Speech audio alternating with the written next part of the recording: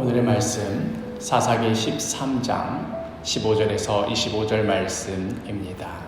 마노아가 여호와의 사자에게 말하되 구하옵나니 당신은 우리에게 머물러서 우리가 당신을 위하여 염소 새끼 하나를 준비하게 하소서. 네가 비록 나를 머물게 하나 내가 내 음식을 먹지 아니하리라.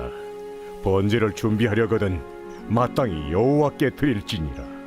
하니 이는 그가 여호와의 사자인 줄을 마노아가 알지 못함이었더라. 마노아가 또 여호와의 사자에게 말하되 당신의 이름이 무엇입니까? 당신의 말씀이 이루어질 때에 우리가 당신을 존귀히 여기리이다. 어찌하여 내 이름을 묻느냐? 내 이름은 기묘자라 하니라. 이에 마노아가 염소 새끼와 소제물을 가져다가 바위 위에서 여호와께 드리매 이적이 일어난지라. 마노아와 그의 아내가 본즉 불꽃이 제단에서부터 하늘로 올라가는 동시에 여호와의 사자가 제단 불꽃에 휩싸여 올라간지라. 마노아와 그의 아내가 그것을 보고 그들의 얼굴을 땅에 대고 엎드리니라. 여호와의 사자가 마노아와 그의 아내에게 다시 나타나지 아니하니 마노아가 그제야 그가 여호와의 사자인 줄 알고 그의 아내에게 이르되 우리가 하나님을 보았으니 반드시 죽으리로다 하니 그의 아내가 그에게 이르되 여호와께서 우리를 죽이려 하셨더라면 우리 손에서 번제와 소제를 받지 아니하셨을 것이요 이 모든 일을 보이지 아니하셨을 것이며 이제 이런 말씀도 우리에게 이르지 아니하셨으리이다 하였더라. 그 여인이 아들을 낳음에 그의 이름을 삼손이라 하니라. 그 아이가 자라매 여호와께서 그에게 복을 주시더니 소라와 에스다올 사이 마하네단에서 여호와의 영이 그를 움직이기 시작하셨더라. 마노아는 이때까지도 여호와의 사자인 줄 모르고 있었습니다. 그저 사람인 줄로만 알고 있었습니다.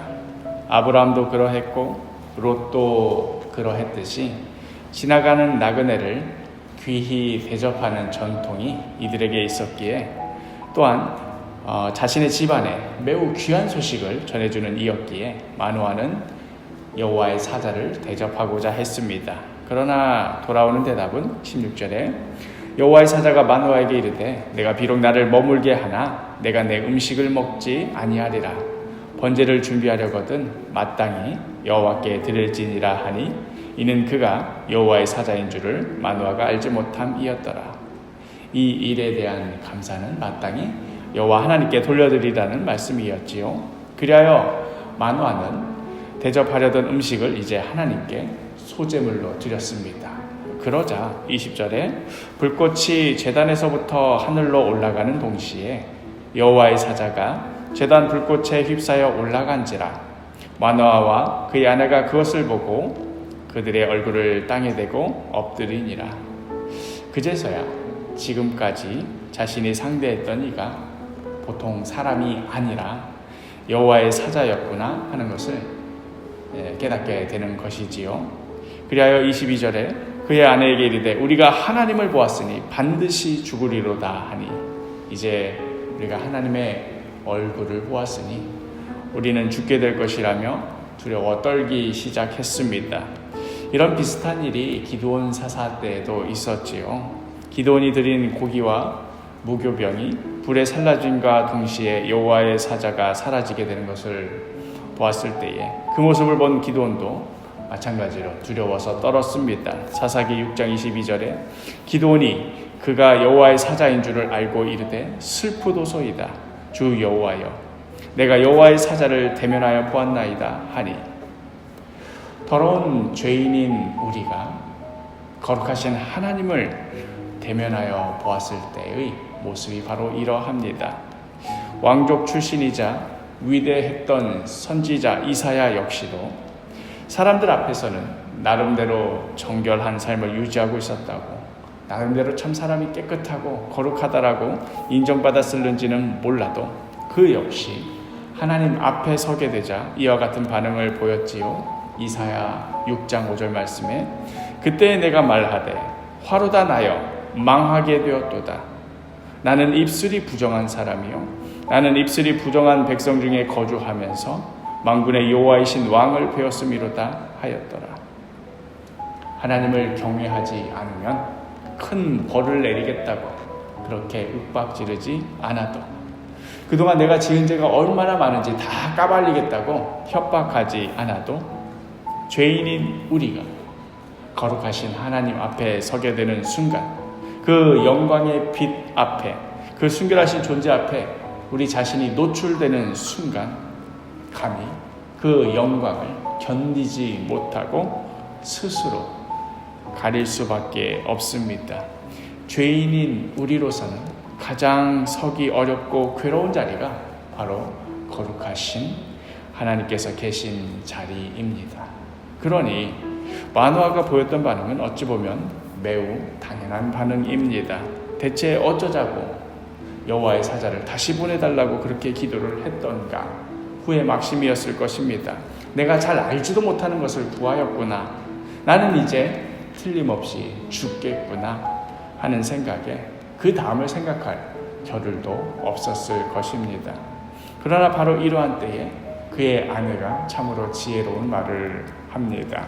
23절에 그의 아내가 그에게 이르되 여호와께서 우리를 죽이려 하셨더라면 우리 손에서 번제와 소제를 받지 아니하셨을 것이요 이 모든 일을 보이지 아니하셨을 것이며 이제 이런 말씀도 우리에게 이르지 아니하셨으리이다 하였더라.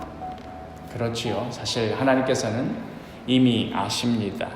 죄인인 우리가 거룩하신 하나님 앞에 서는 것이 얼마나 괴로운 일일지 다 알고 계십니다. 그럼에도 그러한 우리를 하나님 앞으로 부르시는 이유는 단지 우리를 불러내서 좀 괴로우라고, 하나님 무서운 줄 좀 알고나 살라고, 단지 그것을 위하여서 우리를 부르시는 것이 아닙니다. 우리에게 해야 할 일이 있기에, 우리에게 소명이 있기에 부르시는 것입니다. 기드온 사사에게도 그러하셨고 또 이사야 선지자에게도 그러하셨습니다. 마노아는 두려움에 사로잡혀 그저 하나님의 얼굴을 본 것으로 인하여서 그 다음을 생각할 겨를도 없었지만, 마노아의 아내는 그의 남편과 같이 두렵기는 마찬가지였겠지만 그럼에도 하나님께서 왜 자신들을 찾아오셔서 아들을 주시겠노라고 그렇게 말씀하셨을까를 생각하였던 것이지요. 왜 자신들의 제사를 하나님께서 받아주셨는가, 이것을 생각하였던 것입니다. 그것은 이제 이들에게 해야 할 일이 있기 때문이었습니다. 마노아와 그의 아내에게 있어서 하나님께서 주신 소명은 바로 주실 아들을 낳는 것이었습니다. 또한 그 아들을 거룩하게 세상과 구별되게 기르는 일이었습니다. 사랑하는 사도교회 식구 여러분, 우리 역시도 하나님의 자녀로 부르심을 받은 사람들입니다. 그렇다는 말은 이제 우리에게 해야 할 일이 있다는 뜻입니다.